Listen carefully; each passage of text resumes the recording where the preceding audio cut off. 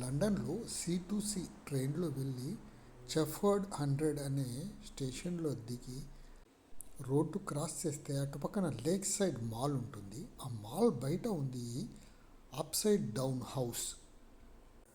దూరం నుంచి ఈ అప్సైడ్ డౌన్ హౌస్ని చూస్తుంటే చాలా బాగుంటుంది చూడ్డానికి.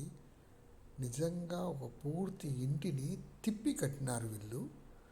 పూర్తిగా అప్సైడ్ డౌన్ చేసినారు. భలే ఉంది చూడ్డానికి. ఇది మంచి అట్రాక్షన్. లోపలికెళ్ళి మనం చూడాలనుకుంటే ఎంట్రీ ఫీ £5.95 ఉంది. అంటే ఇండియన్ రేట్లో దాదాపు ₹650 అవుతుంది. అయినా కానీ చూద్దామని వెళ్ళాం లోపలికి ఎలా ఉంటుందని. మొత్తం ఇది యాక్చువల్గా ఫ్లోరింగ్ని పైన పెట్టేసి రూఫ్ని కింద ఉన్నట్టు ఇల్లు మొత్తం అరేంజ్ చేసేసారు. పైన రూఫ్ ఉన్న బొమ్మల్ని మనం తిప్పి చూసినామంటే ఇలాగుంటుందన్నమాట.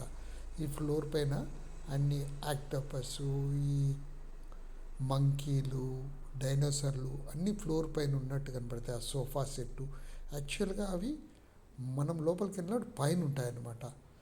కానీ అదే ఒక అబ్బాయి ఇలా లోపలికి వస్తున్నప్పుడు ఫోటో తీసుకుంటే మళ్ళీ మనం అది తిప్పి చూస్తే ఆ అబ్బాయి పైన తలకిందులుగా ఉన్నట్లు కనబడుతుంది.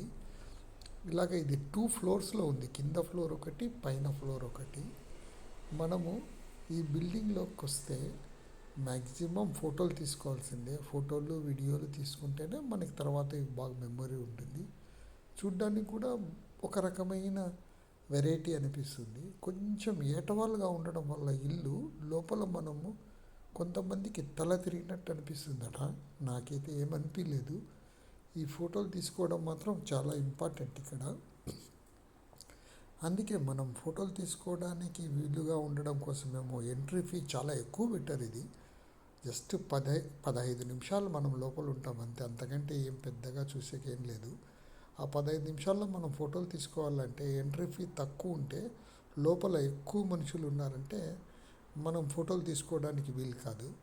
కాబట్టి ఎంట్రీ ఫీ చాలా ఎక్కువ పెట్టారనిపించింది. కానీ మంచి మెమోరీస్ ఉండడం కోసం దీంట్లో ఫోటోలు తీసుకుంటేనో, వీడియోలు తీసుకుంటేనో చాలా బాగుంటుంది. యాక్చువల్గా దొగ్గాడుతూ లేకపోతే కింద పడుకొని తీసుకున్న ఫోటోలు చాలా బాగా వస్తాయి.